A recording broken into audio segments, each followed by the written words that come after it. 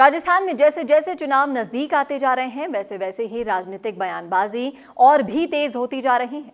पिछले 4.5 साल से गहलोत पायलट विवाद जो चला आ रहा था वो भी अब थमता हुआ नजर आ रहा है, लेकिन उस पर दूसरे नेताओं के बयान काफी ज्यादा सुर्खियां बटोर रहे हैं। जी हाँ, अब ये विवाद जब थमता हुआ देखकर सियासी गलियारों में दूसरी तरह की चर्चाओं ने जोर पकड़ा है, तो वहीं किरोड़ी लाल मीणा से जब हाल ही में पायलट पर सवाल पूछा गया तो उनका जवाब भी चौंका देने वाला था। जी हाँ, उन्होंने कहा कि पायलट ने देश के हजारों युवाओं को निराश किया है, क्योंकि जिस तरह से उनके साथ युवाओं ने समर्थन दिया था पेपर लीक मुद्दे पर, उससे युवाओं की उम्मीदें तक बंध गई थी। लेकिन अब गहलोत पायलट जब एक नजर आ रहे हैं तो ये मांगे भी ठंडे बस्ते में गिरती हुई नजर आ रही हैं। आगे क्या कहा उन्होंने, आप भी सुनिए उन्हीं की जुबानी। वो तो आप ईडी से पूछें, पर ईडी आ गई और ईडी ने कुछ लोगों को जांच करी है। अब ईडी आगे कैसे बढ़ेगी, लेकिन उसमें ईडी का कार्रवाई करना शेष है।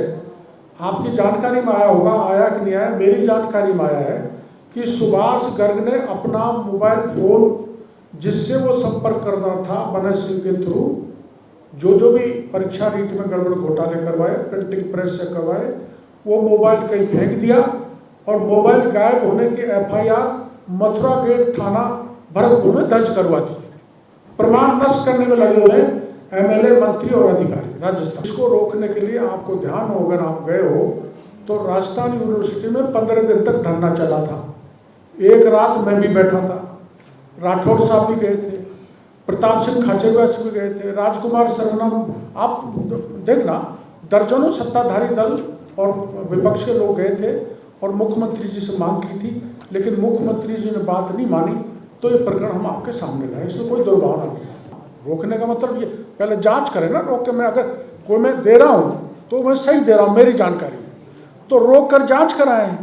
जैसे तीनों पेपर सेकंड ग्रेड टीचर के निरस्त किए हैं जांच के बाद, वैसे ये परीक्षा निरस्त होनी चाहिए, मेरी मांग है जांच के बाद।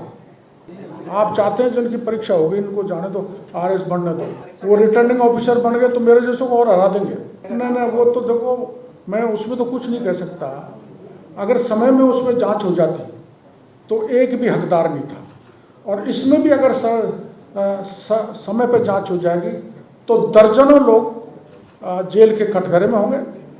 कॉपी चेक करने वाले, कॉपी चेक की टीम बनाने वाले, निजी कॉलेज, निजी लोगों के लोग और सत्ताधारी दल के लोग जिन्होंने मिलजुल के आरपीएससी से ये घालमेल किया।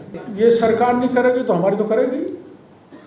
हम तो इनको मौका दे रहे हैं, देख लो, कर करा दो। गहलोत साहब 15-20 दिन में आप रिपीट करने की बात कर रहे हैं, आप तो क्वेश्चन ही डिलीट कर डाले, तो आपकी फिर अगर नहीं करोगे तो जनता आपकी सरकार को डिलीट करने की करी दे। वो तो हो रही है, तय है, लेकिन इसमें हमारी पार्टी गंभीरता से काम करेगी।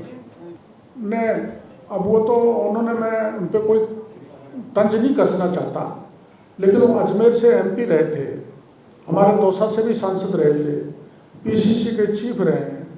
उन्होंने घोटाले पेपर लीक को पैदल यात्रा की थी।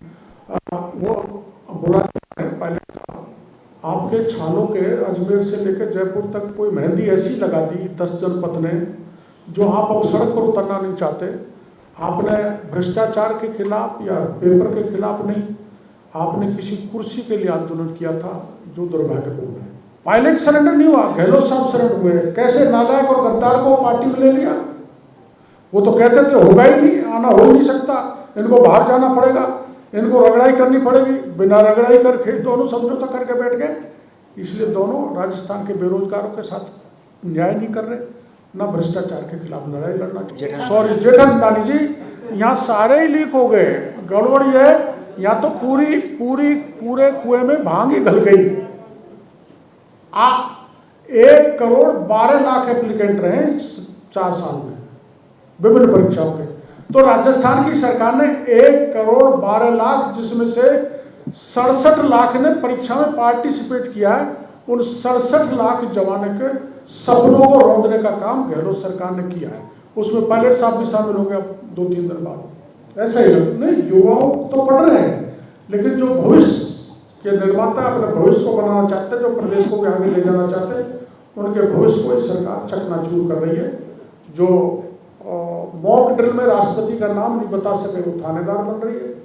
जो OMR सीट में NA लिख दे परीक्षा करने वाला मास्टर, नॉट अटेम्प्ट, मतलब जिस पेपर को किया ही नहीं सॉल्व और वो कॉपी में बाद में नंबर दे दे RPSC और उसको पास कर दे और उसको ये मार दे सारा तू हाई कोर्ट में चला जा, नहीं इसकी कॉपी सही है, नंबर सही दिए, ऐसे ऐसे RS बन रहे हैं। तो प्रदेश का दुर्भाग्य प्रमाण है। जिस कॉपी में परीक्षा की कॉपी में जांचने वाले ने लिख दिया NA नॉट अटेम्प्टेड, ये क्वेश्चन इसने अटेम्प्ट ही नहीं किया और उसमें हाई कोर्ट की शरण लेके वह नंबर लेके चला गया और RS बन गया। क्यों भाई? यही है ना, ये सच्चाई है।